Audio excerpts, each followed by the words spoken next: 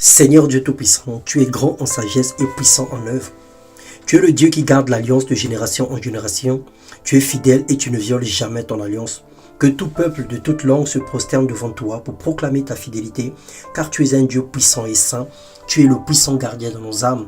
Tu nous bénis chaque jour et tu renouvelles tes bontés en notre faveur. Nous élevons ton nom plus haut et nous te glorifions dans le nom puissant de Jésus-Christ. Que Dieu vous bénisse. Bonjour peuple du Seigneur, bonjour enfants de Dieu. Ce matin, nous allons encore partager la parole de Dieu et nous allons partir cette semaine dans la direction des alliances. Ce matin, nous parlerons de la notion générale en ce qui concerne les alliances. Une alliance est l'union entre deux parties. C'est une entente ou pacte signé directement ou indirectement, volontairement ou involontairement. Lorsque nous lisons dans Ésaïe 30, le verset 1, la Bible déclare « Malheur dit l'Éternel aux enfants rebelles qui prennent des résolutions sans moi et qui font des alliances sans ma volonté pour accumuler péché sur péché. » Bien-aimés, lorsque les principes d'une alliance ne sont pas respectés, il peut y avoir rupture avec effet immédiat et conséquences néfastes, comme les enfants d'Israël lorsqu'ils faisaient des alliances en dehors de la volonté de Dieu. Toute alliance ou allégeance faite hors volonté de Dieu nous entraîne dans le péché, parce que c'est l'alliance que nous faisons avec le diable. Et le péché, c'est la transgression de l'alliance ou du premier accord. Il brise l'entente entre l'homme et Dieu. Dieu, dans son amour, il avait fait une alliance avec son peuple pour les protéger, pour leur garder dans sa présence. Et il les a marqués d'un signe afin qu'ils lui appartiennent pour toujours. 1 Jean 3, 4 nous en parle.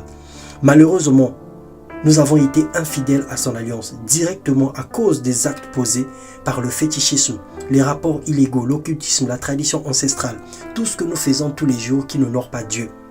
Nous brisons directement notre alliance avec le Seigneur, mais aussi indirectement à cause des œuvres que nos parents ont commises, des liens générationnels, indépendamment de notre volonté, des choses qui se sont passées dans nos coutumes, dans nos familles, sans pourtant que nous soyons impliqués. Et Galates 5, le verset 20 nous en parle également. Nous sommes potentiellement des cibles de malédiction, pas seulement à cause de notre inconduite ou à cause des actes que nous posons, mais du fait d'appartenir géographiquement à un territoire ou à un pays, d'appartenir ethniquement à une famille ou portant un nom d'une origine quelconque.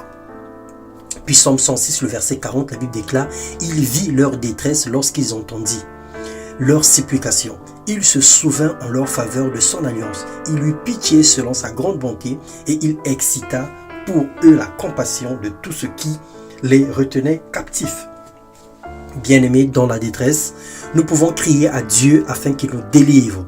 Parce que Dieu est fidèle, il se souvient toujours de son alliance. Si nous revenons à lui, décidons de lui confier nos vies. Toute forme de malédiction, des pactes sataniques, des alliances maléfiques contractées seront coupées et brisées dans nos vies. Car sa main n'est pas courte pour toucher, ni son oreille dure pour entendre. Le simple fait d'être chrétien ne suffit pas de briser une alliance antérieure.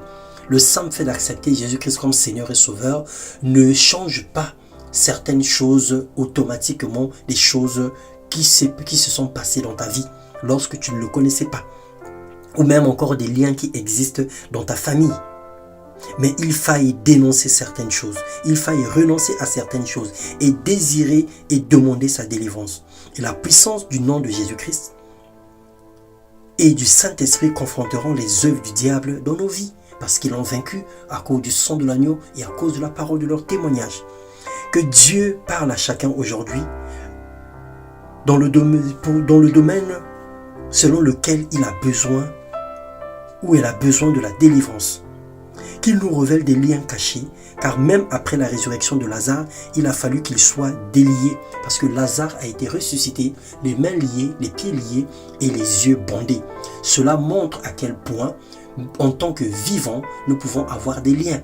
Et plusieurs personnes marchent dans la rue, mais sont bloquées, parce que les liens ou les alliances maléfiques pèsent sur eux.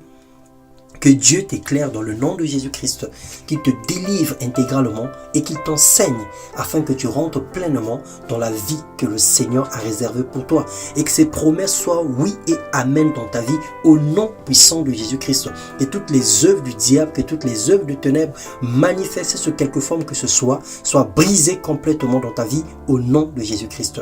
Que le Seigneur nous bénisse. Amen.